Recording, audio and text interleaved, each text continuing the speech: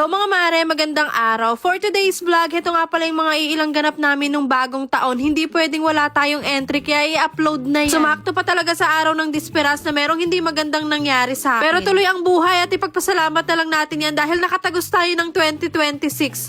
Hala, hindi matatapos ang taon na to na hindi natin ina-upload tong ganap natin. Kaya kahit isa na rin ako sa Million Filipinos, Million Filipinos, na inuubo at sinisipon, i-voice over natin yan dahil mukha tayong pera at kailangan natin magtrabaho.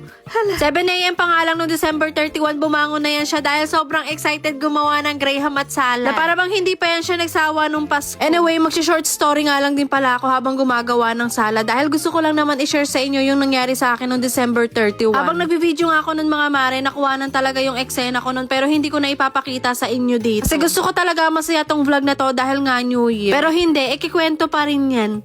Simula kasi nung nalaman kong buntis ako mga mare, mga ilang araw lang, bigla na lang akong nag-bleeding. Tapos mga bandang 2 PM habang gumagawa nga ako ng salad, meron talaga akong naramdaman na lumabas sa akin na buo. Buo siya na lumalabas na paunti-unti sa akin mga mare. Tapos sumasakit talaga ng sobra yung puson ko pero hindi ko lang iniinda. Hindi ako mahilig sa away mga mare at hindi rin ako pala away. Pero pagdating sa mga gantong bagay, sobrang tapang ko talaga. Na para bang lahat ng sakit ay kakayanin.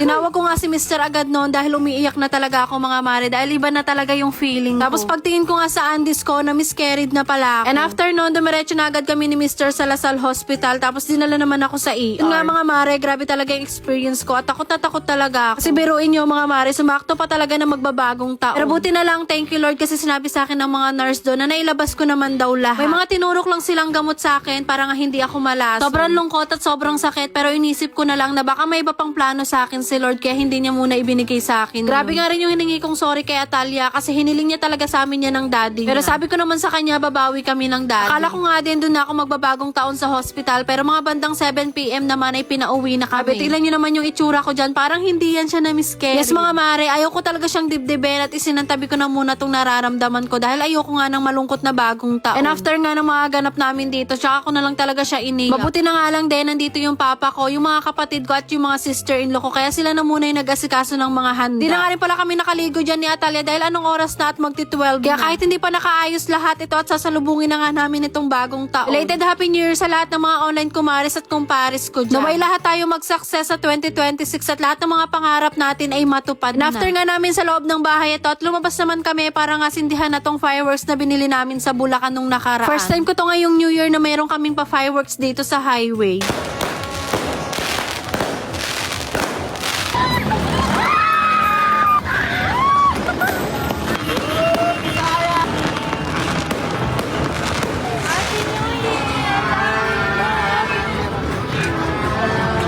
Nung pagsalubong ng bagong taon, umakyat na rin kami agad para may ayos ko na nga itong mga handa. Sakto naman dahil kakarating lang din ng lechon belly na in-order namin. Grabe, sobrang daming nangyari pero piliin pa rin talaga natin maging masaya. Kaya ito kahit papaano ay nakapag-ready pa rin kami ng mga pagkaing ihahanda namin sa pagsalubong ng bagong taon. Simple lang itong mga inihanda namin, hindi na talaga kami nagluto pa ng marami. Hindi na nga rin ako nakagawa pa ng prosperity at ng mga pika-pika tapos hindi ko na rin nakompleto yung 12 fruits. Pero okay lang dahil yung swerte na yan ay nasa atin naman yan kung sisipagan natin ngayong 2026. Kaya maya nga lang din, nagsidatingan na itong mga kaibigan ko at syempre, kinamusta na rin nila ako. Grabe din kasi talaga yung pag-aalala nila sa akin na umabot pa sa point na gusto na nila akong puntahan dun sa hospital. Kaya mapapasabi ka na lang talaga ng thank you Lord kasi marami pala talagang nagmamahal sa akin. Hala, hindi ka iiyak. Syempre, after ng mga ganap kanina ito at nagpa-games naman ako sa family ng ate ko. At dahil nakakaluwag-luwag tayo sa buhay, i-share natin yung blessing natin.